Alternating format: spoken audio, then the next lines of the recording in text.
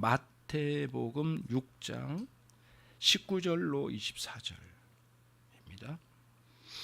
제가 한 절, 여러분 한 절, 주보에도 있으니까요. 너희를 위하여 보물을 땅에 쌓아두지 말라. 거기는 좀과 동록이 해하며 도둑이 구멍을 뚫고 도둑질 하느니라.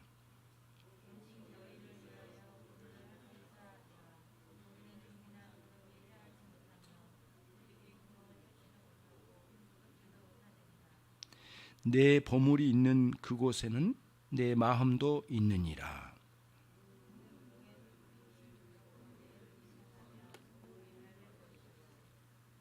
눈이 나쁘면 온몸이 어두울 것이니 그러므로 내게 있는 빛이 어두우면 그 어둠이 얼마나 더하겠느냐.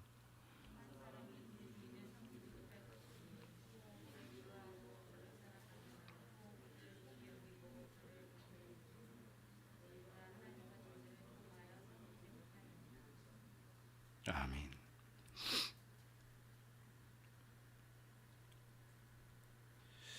하나님을 믿고 의지하며 살아가야 할 사람들이 하나님을 대신하는 그 어떤 것들, 또 그런 시도들이 땅에 보물을 쌓는 것입니다.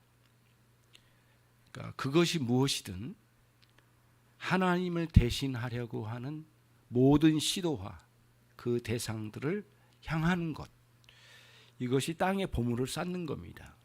그럼 하늘에 보물을 쌓는다고 하는 그 말씀을 바꾸면 되겠죠. 결국에는 이 땅에 소중하게 여기고 그것 없으면 못 살 것 같다라고 생각되는 것 대신 하나님이 없으면 못 살겠다고 생각하는 것, 그러한 사고방식 체계 안에서 이 세상을 살아가는 모든 삶이, 그게 가정생활이든 교회생활이든 사회생활이든 하늘의 보물을 쌓는 것입니다.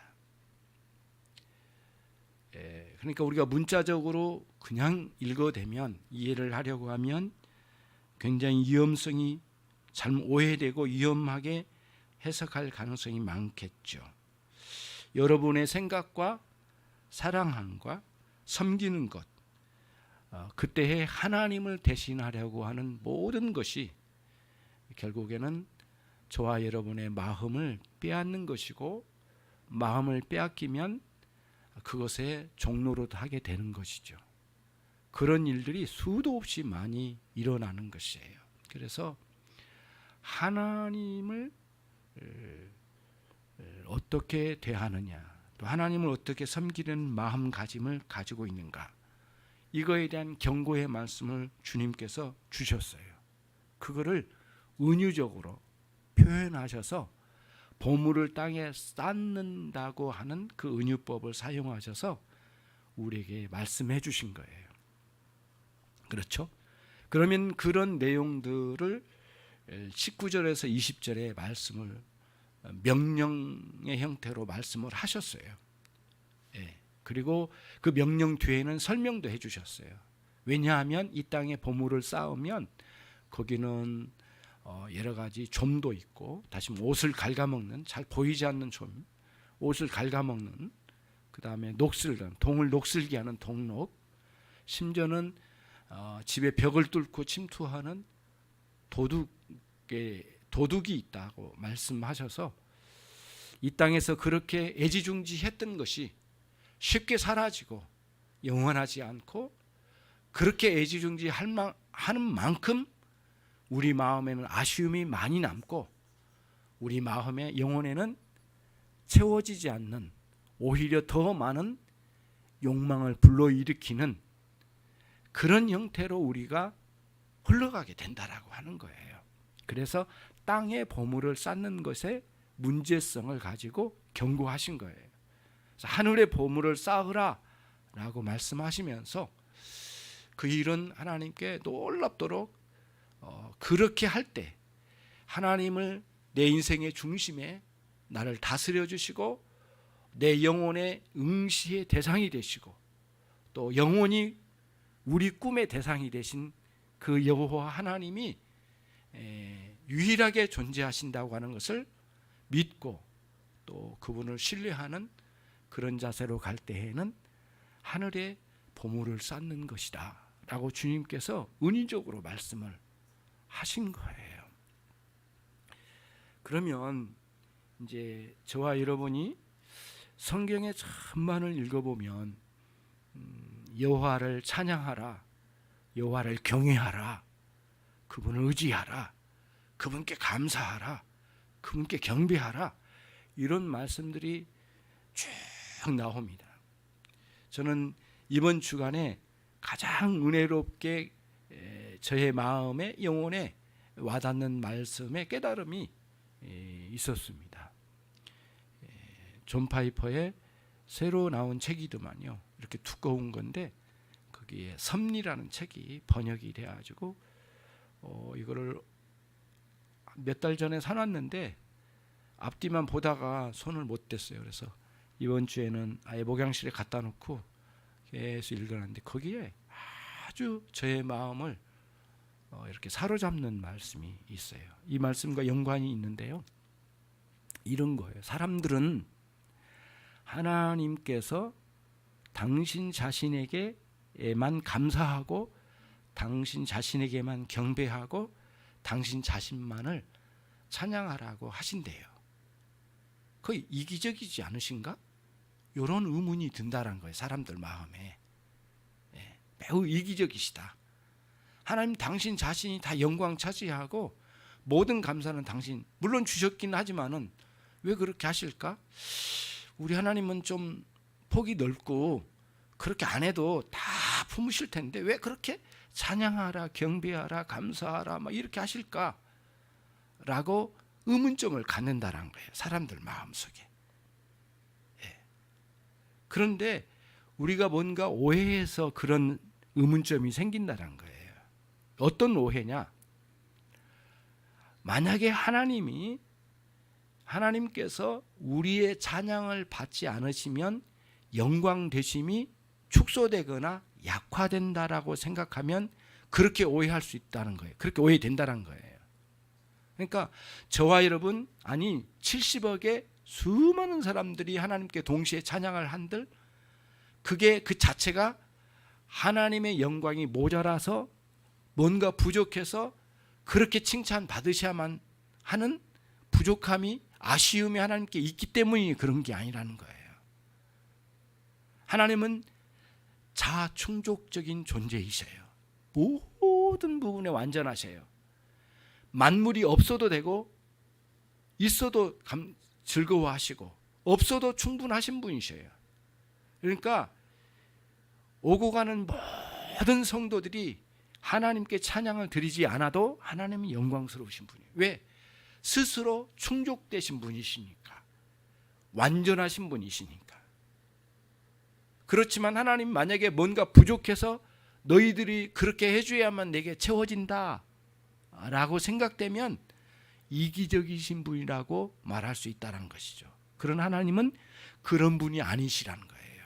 그러면 왜 우리 보러 자꾸 찬양하라, 감사하라, 경배하라고 하실까요? 그것은 하나님 원래 정해놓으신 계획과 목적, 의도가 거기에 있대요.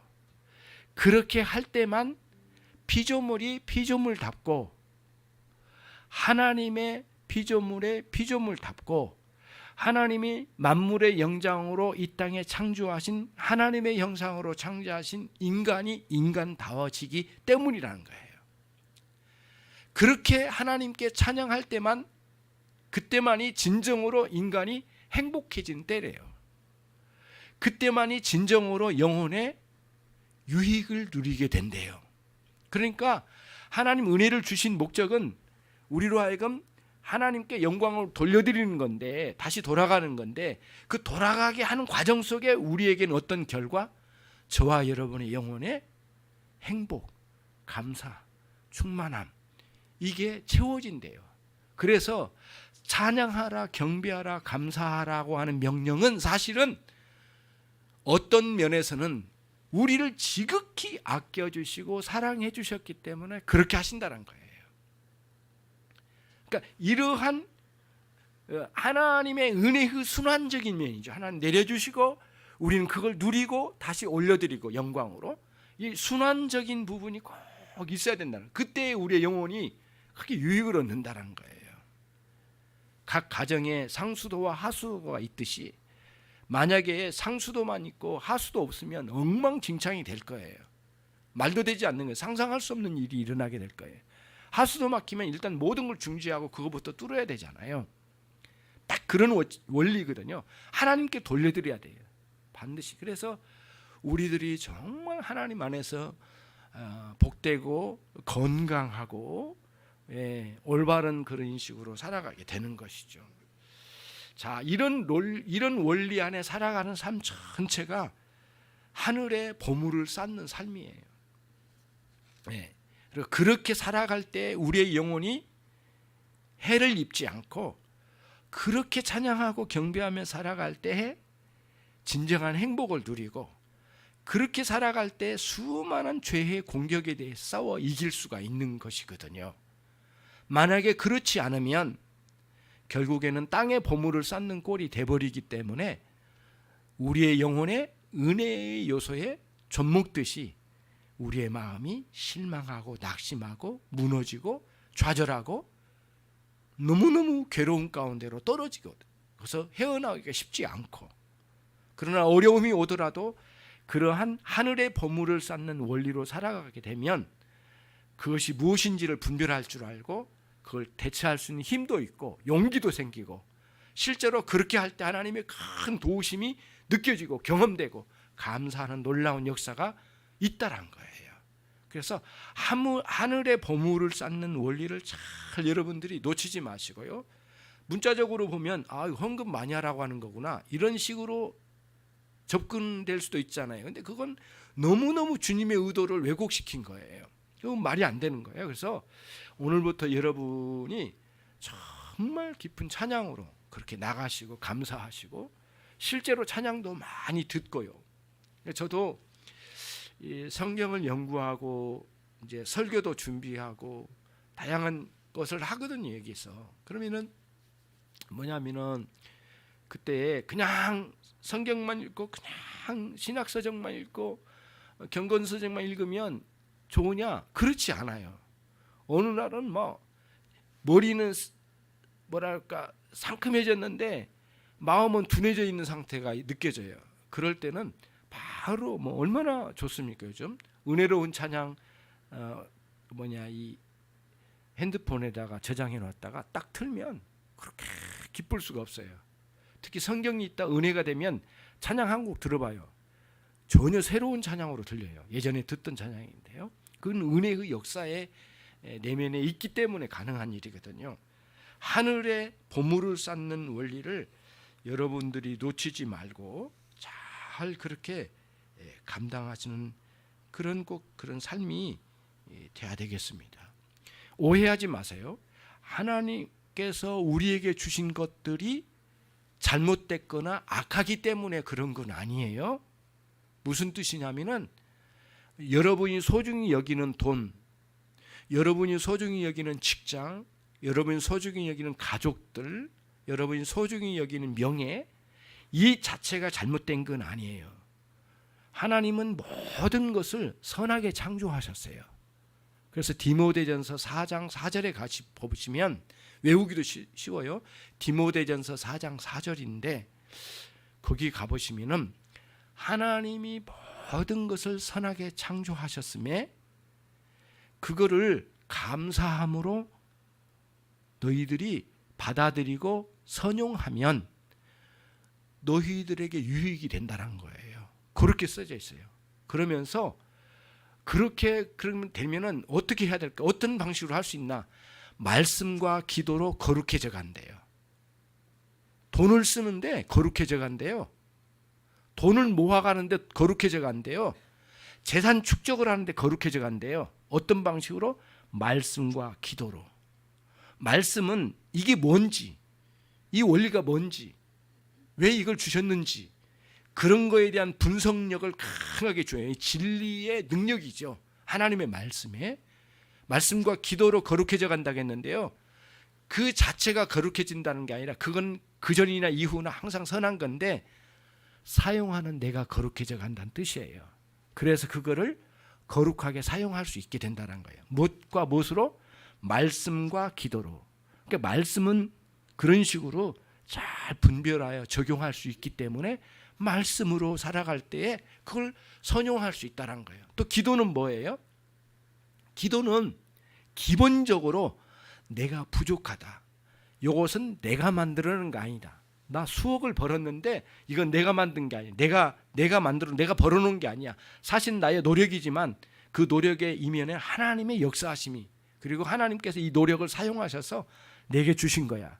그래서 항상 기도는 나로부터 시작하는 것이 아니라 하나님으로부터 시작하기 때문에 그 마음이 하나님을 향해서 가난한 태도를 가져요. 그러니까 또 기도는 감사할 수밖에 없죠. 그러니까 이거를 말씀의 깨달음이 하나님께로 고백적으로 흘러가고 또 실제로 아주 역동적으로 그거를 붙들고 잡고 막 일하게 하는 힘이 기도에서 나와요. 그러니까 기도는 그런 힘이 있거든요. 기도 행위도 있지만은 하나님께 끊임없이 묵상으로 나가는 것도 기도의 범위에 포함시킨다면 저와 여러분은 언제 어디서나 그거 할 수 있어요. 기도. 그렇죠? 굉장히 중요해요. 그래서 오해하지 마세요. 우리가 소중하게 여기는 것 그 자체가 악하기 때문이 아니다. 사실은 그거를 다루려고 하는 내가 붙잡고 있는 내가 어떠한 마음의 태도를 가지고 붙잡는 자의 문제이기 때문에 결국에는 내 마음의 자세, 태도의 문제다. 그래서 내 안에 세속의 정신, 이 세상의 유혹의 정신이 들어와서 내 마음을 어긋장 놓을 때, 이거 아니면 못 살겠어. 난 이거는 빼앗기면 나 못 살아. 내가 어떤 방식으로 쳐서라 나 이걸 가질 거야. 이거 없으면 못 살 것 같아. 이런 식으로 세속의 정신이 나를 휘젓고 돌 때에 결국에는 우리의 마음이 굉장히 혼동되고 그걸 쓸 때 거기 이 자체에 매여버리는 거예요. 그 가족, 명예, 돈 무엇이든지 말이에요. 그 자체는 선한데 내가 그렇게 여겨버린 거예요. 이것에 노예가 되는 것이죠. 그래서 가족에게 내가 노예돼 버릴 때가 있고 돈의 노예가 될 때 있고 명예의 노예가 돼버릴 때가 있는 것이죠. 정치인들 하는 거 보세요. 우리는 거기에 막 같이 싸우고 막 그럴 필요는 없지만은 어느 정도는 눈여겨보세요. 정치인들 하는 모습을 쭉 보면 자기 명예에 목숨을 걸어요. 그 많은 대중 앞에 욕을 하는 거 보세요. 저주하는 거 보세요. 죽기 살기로 싸우는 거 보세요. 거기에 노예가 된 거거든요. 자기 명예에, 그 권력욕에. 그런 거예요. 그게 땅에 보물을 쌓는 형국이에요. 이게 부끄러운 것이죠. 그래서 저와 여러분이 잠잠히 사실 이렇게 내려다보면 우리 주님께서 이렇게 말씀하신 내용이 얼마나 우리의 피부에 와닿는 말씀인지 몰라요. 매 순간 주님의 말씀은 항상 적용 가능한 말씀이고 항상 내 손에 닿는 말씀이에요. 그렇게 저와 여러분이 적용해 나가야 되겠다고 하는 것을 오늘 이 말씀을 통해서 이제 배우게 되는 것입니다. 그러면 오늘 본격적으로 21절로 24절의 말씀을 드리겠는데 21절로 24절은 구조적으로 본문 한번 보십시오. 세 단계로 어떤 우리의 문제의 심각성을 나누어서 말씀해 주신 거예요.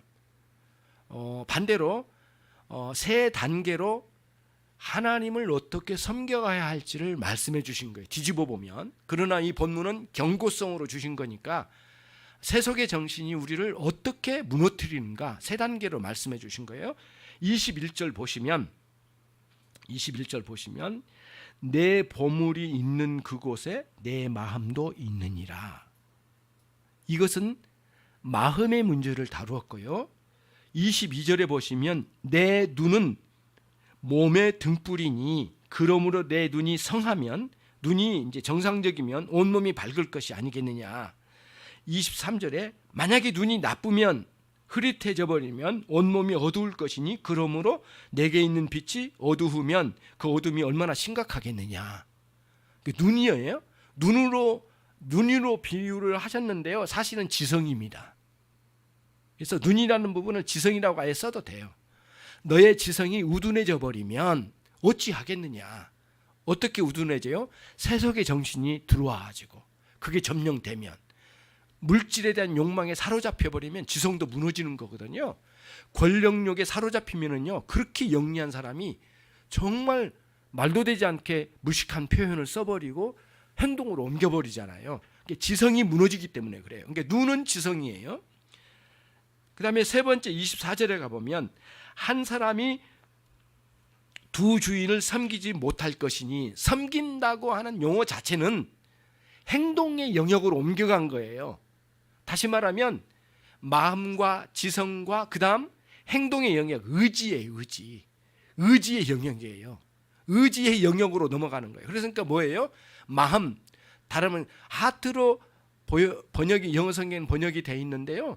이거는 때로는 마음, 때로는 감성, 때로는 정서 이렇게 표현이 됩니다. 그래서 오늘은 좁게 표현하면 정서, 너의 정서를 어떻게 사로잡는 거 봐라. 두 번째, 너의 지성을 어떻게 휘어잡는 거 보라. 세 번째, 너의 행동까지 휘어잡는 거 보라. 뭐가요? 세상의 정신이. 그러면서 앞에서 명령하신 하늘의 보물을 쌓아야 할 것을 명령하신 내용을 보충적으로 설명하시고 어떻게 심각하게 들어간 거예요. 이걸 뒤집으면 어떻게 나와요?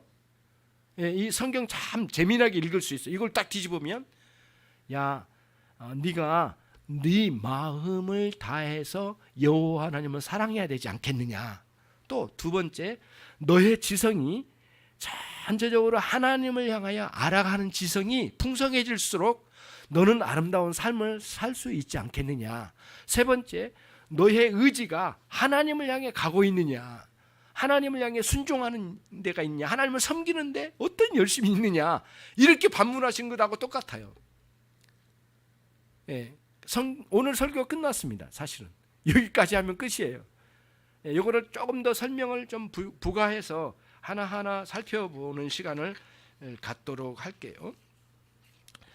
예, 그러니까 우리의 마음이 이제 21절에 내 보물이 있는 그곳에 내 마음도 있느니라 라고 할 때, 우리의 마음이 하나님을 향하여 순전하게 나갈 때에는 하늘의 보물을 쌓는 결과가 되겠지만은, 만약에 아까 말씀드린 가족, 관계, 명예, 돈 이런 것에 마음을 빼앗겨 가지고 질질 끌려다니는 노예처럼 살아버리거나, 또 노예까지는 너무 심하게 표현한 거고, 그러기 전까지라도 하나님만큼 뭔가 섬겨버리려고 한다면, 그렇다고 해서 돈 벌지 마라, 직장 다니마, 그따위 말은 아니에요. 절대 그런 게 아니에요.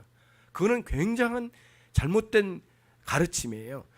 열심히 성실하게 살아감에도 불구하고 그게 하나님의 은혜로 주어졌다고 하는 인식이 강하게 들어오고, 하나님께 전적으로 의탁하는 마음의 태도를 가지고 열심히 노력해서 가족도 살피고 사랑해주고 아껴주고 그렇게 가는 것이죠. 그리고 돈이라는 문제도 장래를 위해서, 미래를 위해서 저축하고 준비를 해야 되고요. 잘 아껴 쓰고 어려운 시기에 돌파할 수 있도록 그걸 잘 갖춰가야 되겠죠. 지혜를 짜서 사업도 잘 해야 되겠고, 직장에서 잘 순조롭게 해나가야 되겠죠. 이런 것들이 전체적으로 중요해요. 그러나 우리의 마음, 영혼의 시선의 중심은 우리 하나님이세요.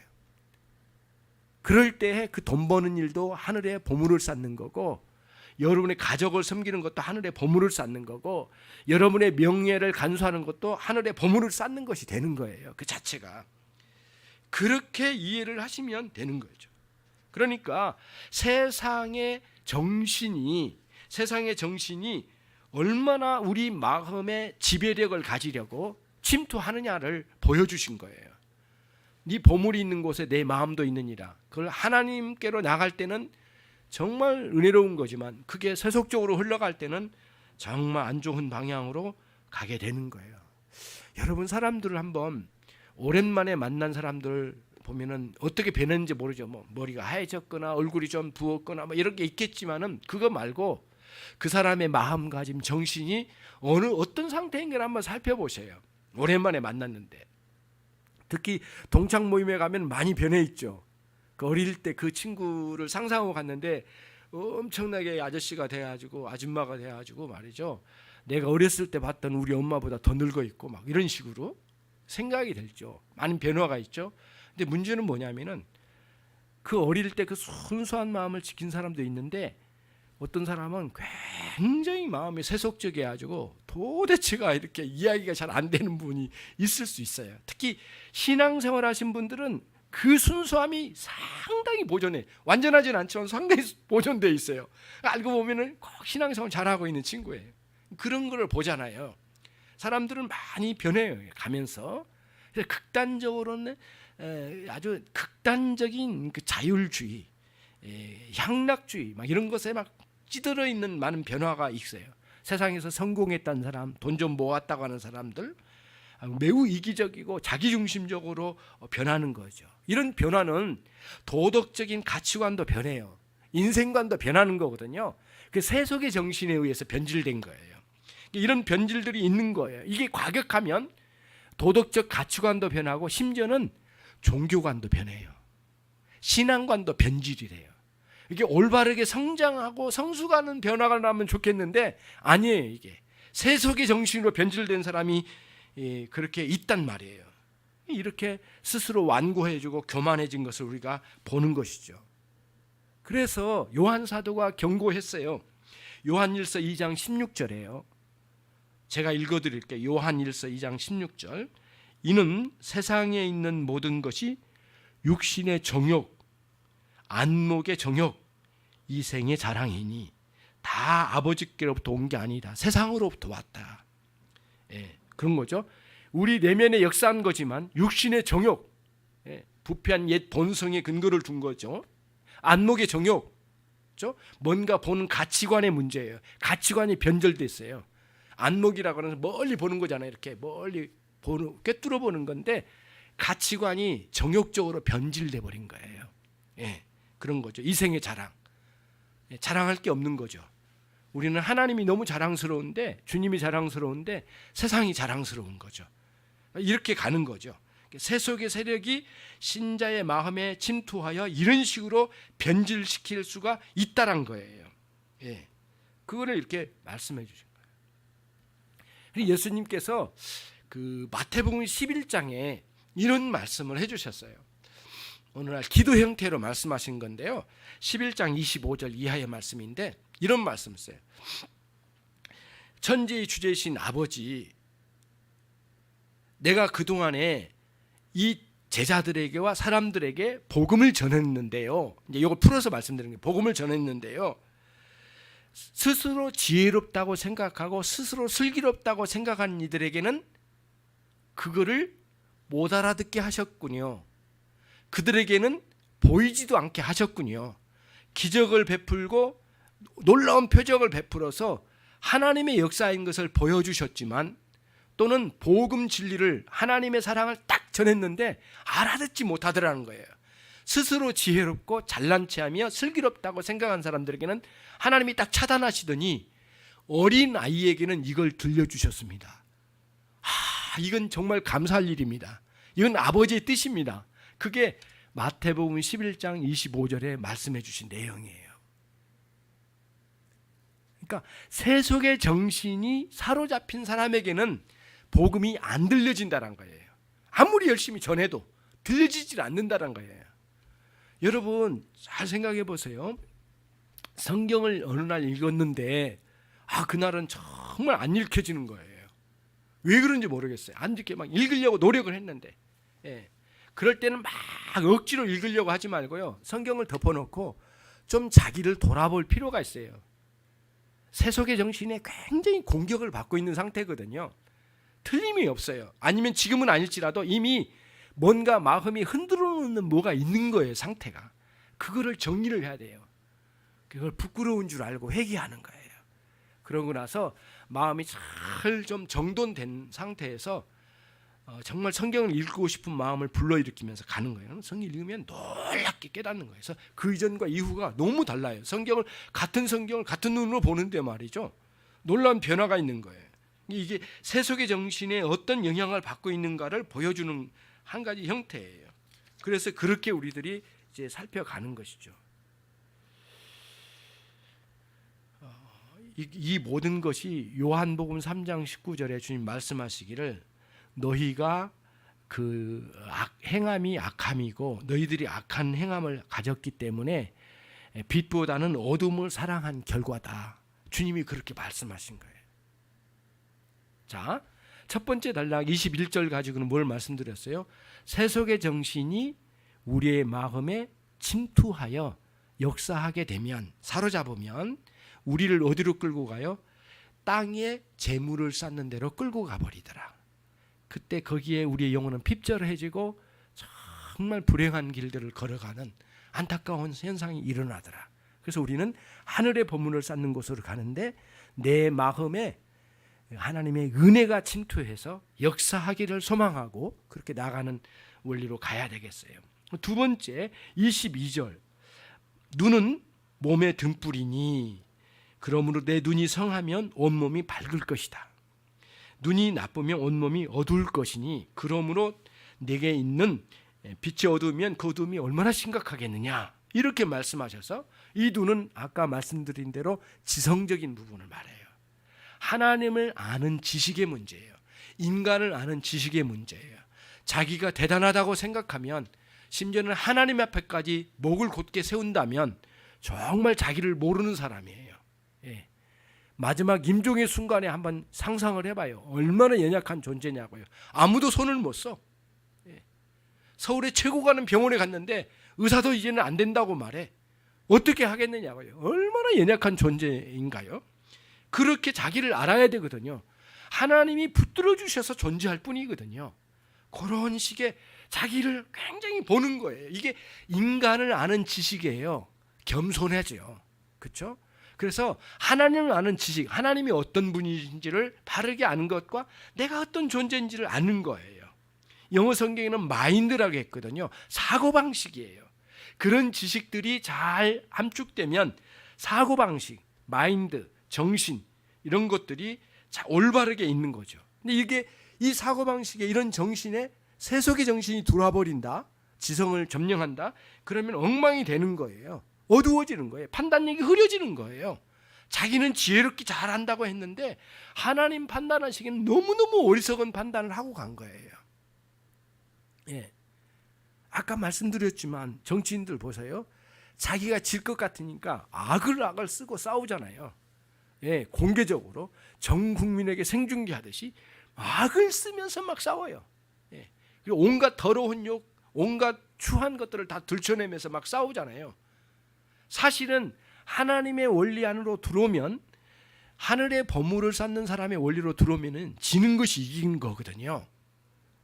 물러날 때 물러날 줄 알고, 양보할 때 양보할 줄 알고, 다음에 다시 새롭게 걸어가는, 아, 하나님이 지금은 쉬어라고 하시는구나, 하나님 지금 나를 여기에 멈춰보라고 하시는 거구나, 나를 돌아봐라고 하시는 거구나, 내가 세속의 정신에 너무 많이 찌들어 있으니까 좀 쉬어라고 하는 것이구나. 감기 걸리는 것도 어떤 면에서는 건강을 위한 하나님 예비적으로 신호를 주신 거 아닐까요? 좀 쉬어라고 하시는 거구나. 이렇게 지혜롭게 판단하고 좀 쉬었다 가고 그랬는데 이거 무시하고 막 돌진해 가요. 몸이 다 상해가지고 고칠 수 없는 상황이 되면 얼마나 어리석었냐고요. 세속의 정신이 들어오면 나쁜 눈으로 돌변시키는 거예요. 다시 말하면 정신, 마인드가 망가뜨려진 것이죠. 그렇게 돼버린 거예요. 그러면서 윤리적인 체계, 자기가 뭐 도덕적으로 어떻게 살아야 되겠다, 이런 것도 별로 가치 없는 거야. 그냥 막 사는 거야. 돈 있으면 되고 권력 있으면 되겠지. 이런 식으로 변질돼 버린 거죠. 세계를 보는 눈, 하나님은 하나님이시고 만물은 하나님의 피조물이라고 하는 인식이 잘 자리를 잡으면 이것도 체계가 잘 잡히고 질서가 잡히는 거거든요. 그래서 아까 주신 하나님의 은혜로운 것들, 가족, 명예, 돈, 건강, 이 모든 것을 주신 건데 우리에게 적절하게 누리라고 주신 것이지 마음껏 퍼마시고 마시라고 주신 건 아니거든요. 그거를 그래서 칼빈은 뭐라고 했냐면 질서와 절제 두 가지가 꼭 필요하다. 하나님 주신 은혜 때문에 망한 인간이 많다더라. 이런 표현을 쓴 거예요. 저는 굉장히 일리 있다고 생각해요. 사람들이 왜 망할까요? 하나님 주신 은혜를 악용하기 때문에 망하는 거예요. 그거는 그거 가지고 망해놓고 하나님 왜 이거 주셨습니까? 이렇게 말하는데 사실 하나님 은혜로 주신 건데 자기가 악용하기 때문에 우리는 선용해야 되는데 뭐라고요? 질서와 절제 두 가지로 잘 정리해 나가면 그래서 이 마음이 잘 정돈되면 평정심을 가지면 질서와 절제로 대처할 수 있는 거거든요. 이게 절제 안 되면 막 퍼마시는 거죠. 예. 부어라 마시라 막 술이 자기를 마시는 꼴이 돼버리잖아요. 보세요. 젊은 분들이나 나이 먹은 사람들이나 할 것 없이 술 몽땅 먹고 차 모는 거 보세요. 예. 인생이 하루아침 망가지고 그리고는 재수없다고 말하잖아요. 그럼 운명론에 빠져가지고 내 운명은 이거였던가 봐. 어리석기 한이 없죠. 하나님의 말씀에 입각하면 정말 바닥 중에 바닥이죠. 말도 되지 않는 거거든요. 정말 저와 여러분이 그런 사고방식의 가치관에 변질되지 않고 하나님의 충실하게 살아가는 의뢰하는 여러분 되시기를 바랍니다. 마지막 하나 3절에 아니 그 24절의 말씀 세 번째 24절 이거는 같이 한번 읽어보겠습니다. 한 사람이 두 주인을 섬기지 못할 것이니 혹 이를 미워하고 저를 사랑하거나 혹 이를 중히 여기고 저를 경히 여깁니다. 너희가 하나님과 재물을 겸하여 섬기지 못하느니라. 저는 이 부분을 질서의 문제라고 생각합니다. 하나님을 하나님답게 섬겨드려야 되고 또 하나님이 주신 은혜는 은혜답게 관리를 하고 질서와 절제로 관리하고 쓰여지고 누릴 수 있는 것이죠. 그렇죠? 이게 두 주인을 섬기지 않는 지혜로운 신자의 삶이죠. 그렇죠? 그건 굉장히 중요한 면이잖아요. 그래서 그런 질서가 있는 것이고요. 자, 그래서 이제 오해하면 안 됩니다. 하나님을 섬긴 사람이 돈도 필요 없고 가족도 필요 없고 명예도 필요 없고 아무것도 필요 없다. 건강도 필요 없다. 다 하나님 주시니까 알아서 하는 거다. 이거야말로 무식하기 짝이 없는 거예요. 예, 그래서 기독교인은 무식하다고 하는 거예요. 사람들이. 왜 우리가 그런 말을 하냐고. 말도 되지 않는 소리를. 예, 진짜 어떤 사람이 그러잖아요. 기독교의 신앙의 사람들을 보면 너무너무 무식해서 못 보겠대요. 실제로 아까 그렇게 말을 하니까 그런가 봐요. 그렇지, 절대 그렇지 않아요. 엄청나게 지혜로움이 이 세계에 있어요. 하나님 안에. 왜 이렇게 엉뚱한 소리를 해가지고 그런 욕을 먹느냐고요. 자, 이 세 번째는 한 사람이 두 주인을 섬긴다는 데 초점이 있어요. 섬긴다. 섬김이란 곧바로 행동의 영역, 의지 영역이라고 했어요. 아까 정서적인 영역, 그 다음에 지성적인 영역, 그 다음 어디? 오늘 섬긴다. 이 부분에 의지의 영역, 행동의 영역으로 이제 전환되는 거예요. 예. 이제 그 영역, 의지의 영향을 준다는 거예요. 예. 뭐가요? 세상의 정신이. 뭐가요? 하나님의 은혜가 영향을 주면 이 의지의 영역에서 하나님께 올바르게 순종해 가겠지만 세상의 정신이 들어오면 이 세상에 이 땅에 재물을 쌓는 아주 어리석은 방식으로 흘러가기가 쉽다는 거예요. 그런 세력이 강하게 이렇게 들어온다는 거예요. 그래서 마음은 정서, 눈은 지성, 그 다음 섬김은 의지 이렇게 표현을 바꿔서 해도 가능할 것 같아요. 그래서 여러분 잘 보세요. 사랑의 속성이 원래 배타적인 성격이 있어요. 어느 날 신랑 신부가 결혼했어요. 근데 사랑을 고백하는데 당신도 사랑해. 그리고 나에게 이미 있었던 애인이 있었거든. 당신도 사랑하고 그도 사랑해. 이건 사랑이 아니죠. 그렇죠? 배타성이 있어요. 사랑은 오로지 당신만을 사랑해. 그리고 그 외에는 어떤 인간도 같은 사랑의 성격으로는 사랑할 수 없어. 배타성이 있는 거거든요. 하나님을 사랑해. 하나님을 향한 사랑 같은 성격으로 어떤 존재도 사랑할 수 없어. 배타적이에요. 그래서 예수님께서 말씀하셨잖아요. 율법 중에 율법이 뭐냐라고 하는 질문에 대답을 말씀하신 건데 너 마음을 다하라. 목숨을 다하라. 뜻을 다하라. 그리하여 주 너희 하나님을 사랑하라. 이렇게 말씀하신 거예요. 배타성이에요. 사랑에도 질서가 있는데 같은 성격으로 하나님을 그리고 또 같은 성격의 사랑으로 다른 거를 있을 수 없다는 거예요. 예, 사랑에도 질서가 있으니까 이런 면에서 잘 여러분들이 다뤄가야 되겠어요. 여러분 누가복음 18장에 보시면 간단하게 보시면 부자 청년이 왔거든요. 그래서 예수님께 물었어요. 어떻게 하면 영생을 얻을 수 있나이까? 그러면 내 부모를 공경하라, 살인하지 말라, 간음하지 말라, 거짓 증거하지 말라, 이걸 먼저 주님이 하신 거예요. 그랬더니 부자 청년이 굉장히 떳떳하게 가슴을 열고 그거 내가 다 지켰습니다. 그때 주님이 뭐랬어요? 주님은 이미 알고 계신 거거든요. 이 부자 청년이에요. 네가 가지고 있는 모든 재산을 다라고 했습니다. 부분적이 아닙니다. 다 팔아 돈으로 받고 다 가난한 자에게 나눠줘라. 이 말씀을 하신 거거든요. 문자적으로 이해하면 안 됩니다. 이 부분을. 네가 그 돈에 대해서, 그 재물에 대해서 마음을 완전히 빼앗겼지, 그 마음을 나에게 돌릴 수 있겠니? 그 마음을 돌릴 수 있겠느니? 그걸 이제 뭐 어떻게 표현하세요? 다 팔아서 나눠주고 나를 따르라 말씀하셨거든요. 초점은 주님을 따르는 문제예요. 그러니까 문자적으로 만약에 다 팔고 다 없애버리라, 물질은 필요 없다, 기독교인은 그렇게 말하면 엉망이죠. 주님의 의도를 완전히 왜곡시킨 거예요. 그게 아니에요.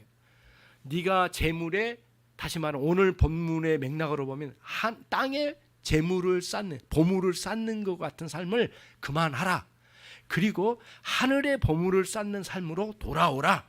즉 다시 말하면 재물의 마음을 빼앗긴 것처럼 재물의 노예로 살던 너의 삶을 중단시키고 나를 따르라, 나의 제자가 되거라, 이렇게 말씀하신 거예요. 굉장히 놀랍죠.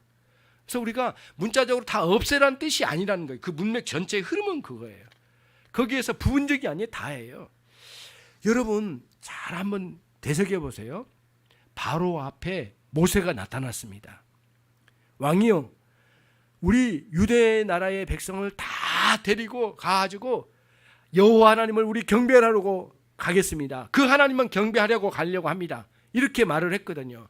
그랬더니 바로가 뭐라고 하는 줄 아세요? 협상을 하는 거예요. 아이고 그러냐, 그러면 나도 생각이 좀 있었다. 너희들 장정들, 그렇게 가서 할 수 있는 장정들끼리 모여서 너희들 다 가라. 너희 처자식은 그냥 놔두고, 그리고 짐승도 놔두고 너희 그냥 장정들 가가지고 마음껏 하나님을 찬양하고 예배하고 뭐 마음껏 해라, 그분을 섬겨라, 그랬거든요. 그때 모세의 대답이 뭔 줄 아세요? 이 표현을 쓰면 여러분들에게 기억이 남도록 하기 위해서 이런 표현을 쓰는데, 한마디로 말하면 짐승 새끼 한 마리까지도 모두 같이 가야 됩니다. 단 한 마리도 놔둘 수 없습니다. 다 가야 됩니다. 이게 무슨 뜻이냐면은 의도가 그거예요. 우리는 하나님께 다 예배하기를 원하지, 부분적으로 가서 예배하다 돌아오고 이런 식의 삶이 아니다. 우리의 삶은 이제는 바뀌었습니다. 바로 왕이요, 우리는 하나님께 다 예배하기를 원합니다. 우리는 뭐 몇 사람 이렇게 하고 몇 사람 안 하고 그게 아닙니다. 우리의 뜻은 하나님께 전적으로인데 짐승 새끼 한 마리까지도 다 가서 예배하려고 합니다. 이런 표현을 써요. 그러니까 예배의 정신은 전부예요. 다 드리는 거예요. 이런 의미거든요. 그래서 두 주인을 섬기는 원리는 신앙적으로 맞지 않아요. 이게 되질 않아요. 왜냐하면 사랑에는 배타성이 있기 때문에, 섬김에는 배타성이 있기 때문에 그래요. 오로지 하나님을 섬기는 성격은 동일한 성격으로 다른 것도 섬길 수 없다라고 하는 것을 말씀해 주신 거예요. 여러분 세상에는 그 물질 만능주의의 사람들이 참 많잖아요. 그리고 또 사상적으로 유물론주의적인 사상에 찌들어 있는 사람 많아요. 그런데 그거를 사상적 불신앙이나 사상적 무신론주의자라고 하거든요. 그런데 또 교회는 나오고 열심히 하나님을 섬긴 것처럼 보이긴 한데 사실은 물질 만능주의에 빠져 있는 사람은 실천적 불신자예요. 근데 우리가 위험성은 뒤에가 더 위험성이 있어요. 그 앞에 거는 이미 아예 공개적으로 하나님 안 믿는다고 하는 사람들이고, 우리는 하나님 믿겠다고 온 사람들이겠는데 우리에게 그런 게 들어온다는 거예요. 실천적 무신론주의자로 나가버릴 수 있다는 거예요. 실천적으로는 무신론주의로 살아버린다는 거예요. 그런 사람이 있을 수 있다는 거예요. 특히 물질에 있어서, 명예에 있어서 그런 문제를 잘 여러분들이 이렇게 다뤄가셔서 정말 하나님께 온전히 드려지는 생애가 되시기를 바랍니다. 말씀을 몇 마디로 정리합니다. 성도 여러분, 주님께서 우리에게 경고의 말씀을 이 시간 주신 것입니다. 우리에게 주의하라고 주신 말씀을 우리가 듣고 있습니다. 세상을 사랑하는 마음과 태도가 우리에게 어떤 지배력으로 침투하는지를 경고성으로 말씀해 주셨습니다. 우리의 부패한 본성에서 육체의 정욕으로 우리의 가치관이나 마음가짐의 안목의 정욕으로 침투하는 것을 보십시오. 결국 그런 삶은 이생의 자랑을 위하여 살게 될 것입니다. 그러나 우리는 하나님의 영광을 위하여 자랑스럽게 살아갈 사람들입니다. 변질되지 않도록 특별히 유의합시다. 이 세상의 정신이 얼마나 쉽게 우리의 눈을 어둡게 하는지를 꿰뚫어 보십시오.